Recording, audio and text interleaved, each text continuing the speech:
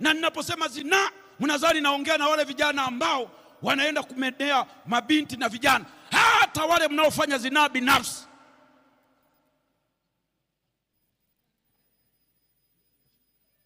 Anajifanya ni mwimba kwaya, hana mademu, hayuko nini, hamwoni na wadada. Nenda chumbani mwake uone vipande vya sabuni, na mbele za watu wanaonekana mtakatifu. Na hii ndio inayomaliza vijana wetu wengi.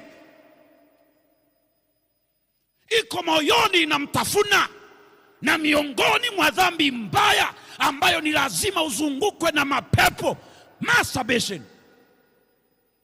Na ndio maana ukimaliza kufanya, mapepo yakitoweka, unarudi kwenye ufahamu wako, unaona nimefanya ujinga, maana sasa umeachwa mwenyewe. Ni lazima yajae, ya kufunike akili, yalete giza, uanze kufanya hizo imagination. Kwa hiyo ukiwa umekaa mwenyewe ndani, unaona inakuja mbio,